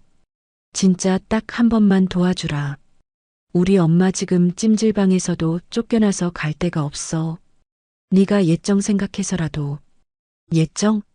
당신이랑 나 사이에 정이라는 게 있었니? 착각하지 마. 당신은 나한테 빨대 꽂으려던 기생충이었고 나는 호구였을 뿐이야. 이제 그 빨대 내가 잘라버렸어. 저는 보안팀장님에게 단호하게 지시했어요. 팀장님, 이 사람 당장 끌어내세요. 그리고 경찰에 업무방해로 바로 신고해 주세요. 절대 봐주지 마시고요. 알겠습니다, 이사님. 끌어내. 전 남편은 신영아. 안 돼. 제발. 하며 발버둥을 쳤지만 보안 요원들의 힘을 당해낼 재간이 없었어요. 마치 도살장에 끌려가는 개처럼 질질 끌려나가면서도 끝까지 제 이름을 부르짖는 그 모습이 참으로 처량하고 혐오스러웠죠. 그 일이 있고 난 후 저는 변호사를 통해 법원에 접근금지 가처분 신청을 냈어요. 전 남편과 시어머니가 제 반경 100m 이내에 접근하거나 전화나 문자로 연락을 시도할 경우 즉시 경찰에 체포될 수 있도록 강력한 법적 조치를 취한 거죠. 판사님도 그들의 스토킹 행위와 횡포를 인정하여 신청을 받아들여 주셨고 이제 그들은 제 근처에 얼씬도 못하게 되었습니다. 그렇게 법적인 안전망까지 갖추고 나니 들려오는 소문들이 더 이상 두렵지 않고 그저 남의 이야기처럼 들리더라고요. 며칠 전에는 2호점이 있던 동네에서 장사하시는 사장님께 연락이 왔는데 글쎄 전 시어머니가 그 근처 길거리에서 붕어빵 장사를 하고 계신다는 거예요. 그 시모였던 분 리어카 끌고 나와서 붕어빵 굽고 계시더라고요. 옛날에는 밍크 코트 입고 다니시더니 지금은 다해진 패딩 입고 손 호호 불어가며 장사하시는데 꼴이 말이 아니에요. 지나가는 사람들이 붕어빵 탄 거 아니냐고 항의하니까 굽신거리고 그래요? 뭐 먹고는 살아야 하니까요. 안쓰럽지 않으세요? 그래도 한때 시어머니셨는데. 글쎄요. 인과응보죠. 남의 눈에 피눈물 흘리게 했으면 본인도 피눈물 흘려봐야 공평한 거 아니겠어요?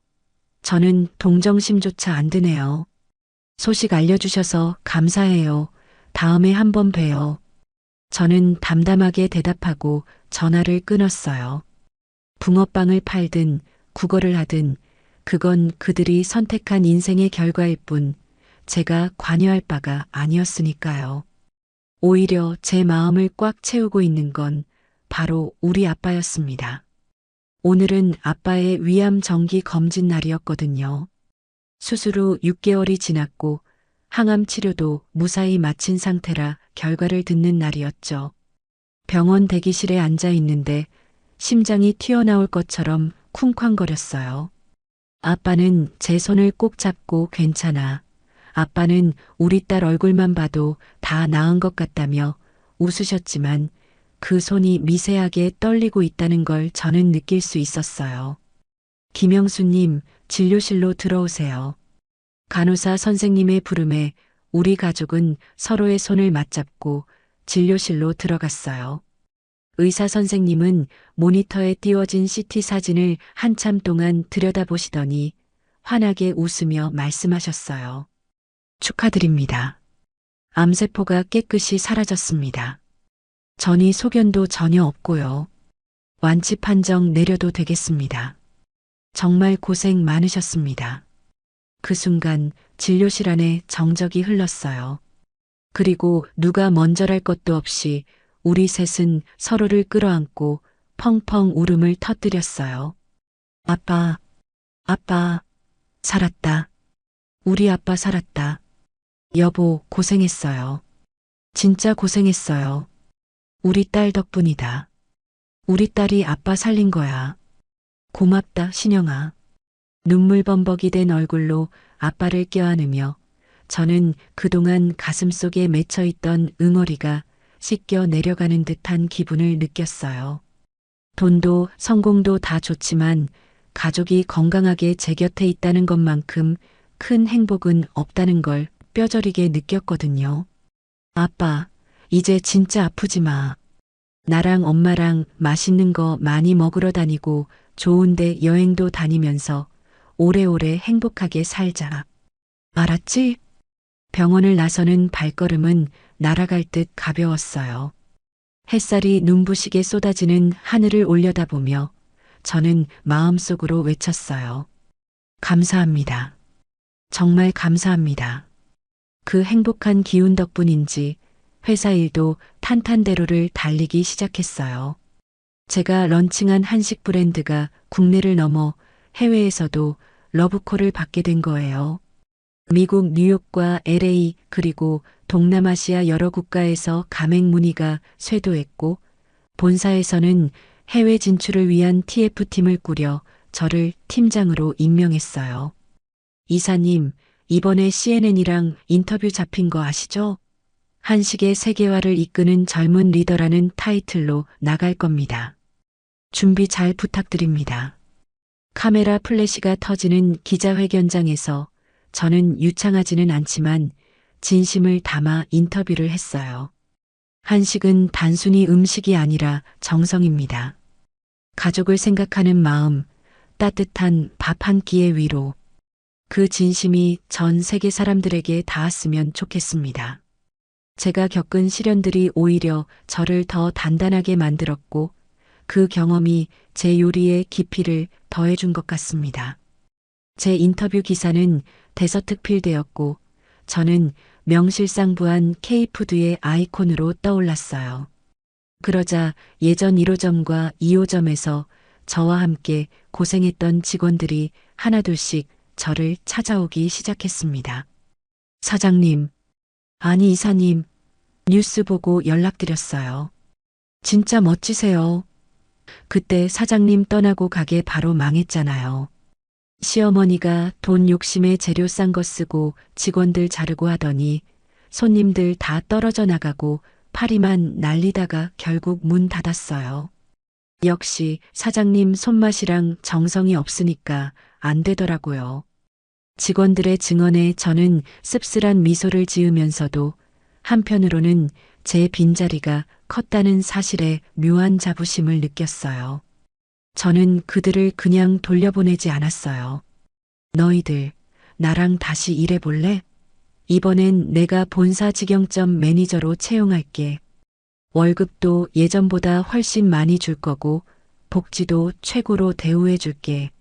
내 식구들인데 내가 챙겨야지. 이사님, 진짜요?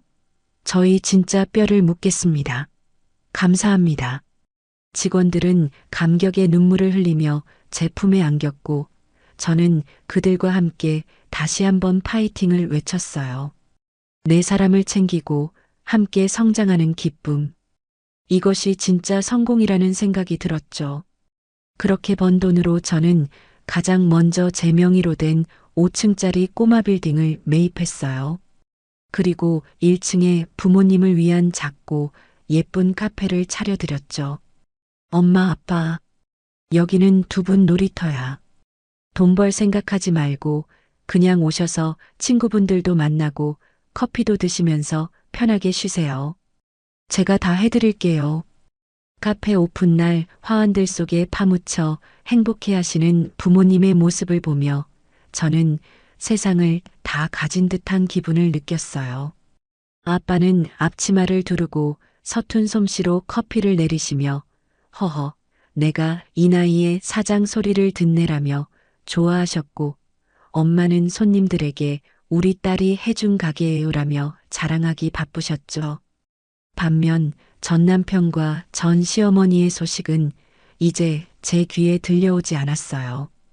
가끔 뉴스 사회면에서 투자 사기 피해자들의 눈물, 노년층 빈곤 문제 같은 기사를 볼 때마다 혹시나 하고 스쳐 지나갈 뿐 그들은 이제 제 인생이라는 책에 찢어진 페이지처럼 완전히 지워져 버렸거든요. 그들은 과거의 어둠 속에 남겨두고 저는 빛나는 미래를 향해 뚜벅뚜벅 걸어갈 거예요. 제 곁에는 사랑하는 부모님과 저를 믿고 따르는 직원들, 그리고 무엇보다 단단해진 나 자신이 있으니까요. 어느덧 시간이 흘러 저는 단순히 주방에서 칼질을 하고 불 앞에서 씨름하던 요리사가 아닌 대한민국을 대표하는 F&B 기업의 대표가 되었습니다. 제 이름을 건 밀키트는 출시하는 족족 매진 행렬을 기록하고 해외 10개국의 지사를 둔 글로벌 기업의 수장이 되어 눈코 뜰 새 없이 바쁜 나날을 보내고 있죠. 매일 아침 눈을 뜨면 수십 개의 결제 서류와 미팅 스케줄이 저를 기다리고 있지만 저는 단 한 번도 힘들다는 생각을 해본 적이 없어요. 오히려 제 능력을 마음껏 펼칠 수 있는 이 치열한 전장이 과거 시댁이라는 감옥에 갇혀 숨죽여 살던 시절보다 100배, 1000배 더 활기차고 행복하거든요. 예전에는 남편과 시어머니의 눈치를 보느라 죄인처럼 살았다면 지금은 수많은 직원들의 생계를 책임지는 리더로서 당당하게 어깨를 펴고 살아가고 있으니까요. 아무리 바빠도 제가 절대 어기지 않는 철칙이 하나 있어요. 바로 주말에는 무조건 핸드폰을 꺼두고 부모님과 온전히 시간을 보내는 거예요. 지난주에는 부모님을 모시고 제가 직접 운전해서 강원도 속초로 드라이브를 다녀왔습니다. 탁 트인 바다를 보며 회 한 접시에 소주 한 잔을 기울이는데 아빠가 제 손을 꼭 잡고 말씀하시더라고요. 우리 딸, 이제야 얼굴이 좀 폈네. 옛날에는 웃어도 우는 것 같더니 요즘은 진짜 행복해 보여서 아빠가 너무 좋다. 그 투박한 손에 온기가 전해져 와서 울컥했지만 저는 씩씩하게 웃으며 대답했어요. 당연하지, 아빠. 나 이제 김 대표잖아. 아빠 딸 이렇게 잘 나갔는데 이제부터는 효도받을 일만 남았어. 그러니까 건강하기만 해, 알았지? 엄마의 호탕한 웃음소리가 파도소리와 섞여 귓가를 간지럽히는데 문득 행복이란 게 별거 아니구나 싶더라고요. 사랑하는 사람들과 맛있는 걸 먹고 서로의 눈을 바라보며 웃을 수 있는 이 평범한 일상이 얼마나 소중한지 뼈저리게 느끼는 요즘이에요. 과거의 아픔은 저를 무너뜨린 게 아니라 오히려 더 단단한 다이아몬드로 만들어 주었어요. 사람을 보는 눈도 훨씬 깊어졌죠.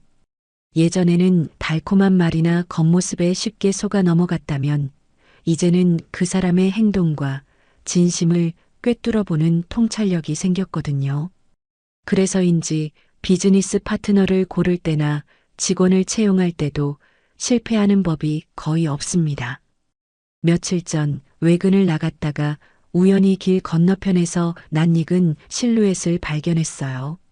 찬바람이 쌩쌩 부는 길모퉁이 다 찌그러진 붕어빵 리어카 앞에서 패딩 모자를 눌러쓰고 몸을 잔뜩 웅크린 채 붕어빵을 굽고 있는 노파.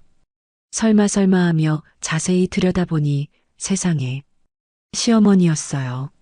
한때는 제 카드로 백화점 명품관을 제 집 드나들 듯하고 손에 물 한 방울 묻히는 걸 질색하던 그분이 지금은 검댕이 묻은 목장갑을 끼고 덜덜 떨며 붕어빵을 뒤집고 계시더라고요. 마침 지나가던 손님이 붕어빵을 한 입 베어 물더니 인상을 찌푸리며 항의를 하더군요. 아줌마, 여기 팥이 왜 이렇게 적어요? 밀가루 맛밖에 안 나잖아. 돈 아까워서 진짜. 예전 같았으면 싫으면 먹지 마. 라고 소리쳤을 시어머니가 지금은 허리를 90도로 굽히며 비굴하게 변명하고 있었어요. 죄송합니다, 손님. 요새 팥값이 너무 올라서 재료비가 감당이 안 돼서 그래요. 하나 더 드릴까요? 죄송합니다. 그 오만방자하던 기세는 온데간데 없고 초라하다 못해 처참해 보이는 붕어빵 리어카만이 덩그러니 놓여 있었죠. 뒷좌석 창문을 내리고 무심코 밖을 내다보다가 시어머니와 눈이 딱 마주치고 말았어요. 순간 시어머니의 눈이 동그랗게 커지더니 쏘스라치게 놀라며 붕어빵 틀 뒤로 황급히 몸을 숨기시더라고요. 제 화려한 모습과 본인의 비참한 꼴이 비교되는 게 죽기보다 싫으셨겠죠. 덜덜 떨리는 손으로 패딩 모자를 더 깊게 눌렀으며 저를 피하려는 그 모습을 보는데 솔직히 말해서 묘한 기분이 들었습니다. 통쾌함? 연민? 아니요. 그냥 무였어요. 아무런 감정도 들지 않더라고요. 기사님, 신호 바뀌었어요. 출발해 주세요. 저는 굳이 차에서 내려하는 체를 하거나 붕어빵을 사주며 적선을 하지 않았어요. 당당하게 창문을 올리고 제 갈 길을 갔죠. 그게 저에게는 최고의 복수이자 그분에 대한 마지막 예우라고 생각했거든요. 과거에 얽매여 감정 소모를 하는 대신 제 빛나는 현재와 미래에 집중하는 것. 그것이 진정한 승리니까요. 차창 밖으로 멀어지는 시어머니의 굽은 등을 보며 생각했어요. 인과응보라는 게 정말 있구나. 남의 눈에 눈물 흘리게 하면 본인 눈에는 피눈물이 나는 법이지. 제 곁에는 이제 저를 진심으로 존중해주고 아껴주는 새로운 인연들도 생겨나고 있어요. 일적으로 만난 벤처 사업가분과 조심스럽게 좋은 감정을 키워가는 중이거든요. 그 사람은 제가 일하는 모습을 가장 아름답게 봐주고 제 성공을 본인의 일처럼 기뻐해주는 사람입니다. 신영 씨는 요리할 때 눈빛이 달라요. 그 열정이 너무 멋있습니다.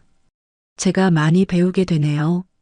그 따뜻한 말 한마디가 여자가 깃에서 어디다 쓰냐며 깎아내리던 전 남편의 막말들과 비교되어 제 마음을 녹여주더라고요. 아직 결혼을 생각하기엔 이르지만 서로에게 긍정적인 에너지를 주고받는 이 건강한 관계가 참 감사하게 느껴져요. 집에 돌아오면 부모님이 현관까지 마중 나와 반겨주십니다. 아빠는 우리 딸이 해준 밥이 세상에서 제일 맛있다며 제가 끓여드린 된장찌개 하나에도 행복해 하시고 엄마는 우리 사위 될 사람, 이번 주말에 밥 한번 먹자고 해라며 벌써부터 김칫국을 마시며 웃음꽃을 피우시죠. 그 웃음소리가 끊이지 않는 집안 풍경을 볼 때마다 제가 그 모진 세월을 견뎌내고 이 자리에 선 이유를 다시금 확인하게 돼요. 저는 요즘 새로운 목표가 생겼어요. 과거의 저처럼 가족이라는 이름으로 희생을 강요당하고 착취당하며 고통받는 사람들을 위한 재단을 설립하는 거예요. 경제적인 자립을 돕고 법률적인 지원을 해주며 그들이 다시 세상 밖으로 당당하게 나올 수 있도록 돕고 싶어요. 그래서 저는 강연을 나갈 때마다 청중들에게, 특히 결혼을 앞둔 여성분들에게 꼭 이 말을 전하곤 하는데요. 여러분, 결혼 전에 달콤한 말에 속지 마세요. 손에 물 한 방울 안 묻히게 해주겠다. 내가 다 책임지겠다는 말보다 중요한 건 그 사람의 행동과 책임감입니다. 그리고 무엇보다 명심하세요. 희생은 당연한 게 아닙니다. 사랑하니까 희생해야 한다는 건 가스라이팅이에요. 나 자신이 행복하지 않은데 어떻게 가족이 행복할 수 있겠어요? 제 경험에서 우러나온 피 맺힌 조언에 많은 분들이 눈물을 흘리며 공감해 주시더라고요. 그분들의 눈물을 보며 저는 다시 한번 다짐합니다. 착한 며느리 김신영은 죽었다. 이제 나는 행복한 나 김신영으로 산다. 이것이 제 인생의 새로운 모토이자 앞으로 제가 살아갈 방향이에요. 남들이 뭐라 하든 시댁이 어쩌고 저쩌고 하든 이제는 제 감정과 제 행복을 최우선으로 둘 거예요. 그래야만 제 곁에 있는 진짜 소중한 사람들을 지킬 수 있다는 걸 깨달았으니까요. 지금 이 방송을 듣고 계신 여러분 중에도 혹시 가족이라는 굴레에 갇혀 숨막히는 하루하루를 보내고 계신 분이 있나요? 내가 참으면 되겠지, 언젠가는 알아주겠지 하며 속이 문드러져 가는 분들이 있다면 제 이야기가 작은 용기가 되었으면 좋겠어요. 당신의 인생은 당신의 것입니다. 누구도 당신의 희생을 강요할 권리는 없어요. 박차고 나오세요. 그리고 당신만의 행복을 찾으세요. 당신은 충분히 그럴 자격이 있고 세상 그 누구보다 빛나는 존재니까요. 마지막으로 지금 제 옆에서 환하게 웃고 계신 우리 엄마, 아빠, 그리고 하늘에서 보고 계실지 모를 또 다른 나 자신에게 말해주고 싶어요. 고생했어, 신영아. 그리고 정말 잘했어. 이제 우리 꽃길만 걷자. 제 파란만장했던 하지만 이제는 찬란하게 빛나는 인생 이막의 이야기는 여기서 마침표를 찍습니다. 지금까지 제 긴 이야기를 들어주셔서 감사합니다. 여러분의 삶에도 언제나 따뜻한 햇살과 맛있는 밥 한 끼의 위로가 함께하기를 진심으로 바랍니다. 안녕히 계세요. 네, 이야기는 이렇게 해피엔딩으로 마무리되었네요. 정말 다행입니다. 가족이라는 이름 뒤에 숨어 희생을 강요하고 착취했던 시댁 식구들. 결국 인과응보라는 말이 딱 들어맞는 비참한 최후를 맞이했죠. 반면 주인공 신영님은 뼈를 깎는 고통 속에서도 스스로의 힘으로 당당하게 일어서서 이제는 누구보다 빛나는 CEO가 되셨습니다.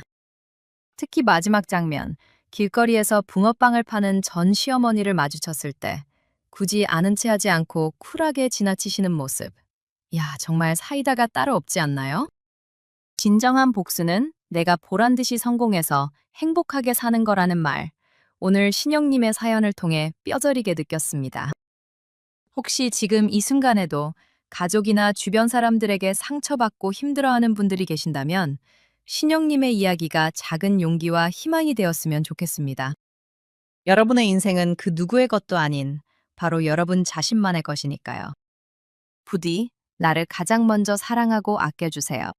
그러면 언젠가 신영님처럼 환하게 웃을 날이 반드시 올 겁니다. 신영님, 앞으로 펼쳐질 찬란한 인생님아, 저희도 진심으로 응원하겠습니다. 부모님과 함께 오래오래 건강하고 행복하시길 바랄게요. 신영님께 응원의 댓글을 남겨주세요. 큰 위로가 돼줄 거예요. 오늘도 끝까지 함께 해주셔서 감사합니다.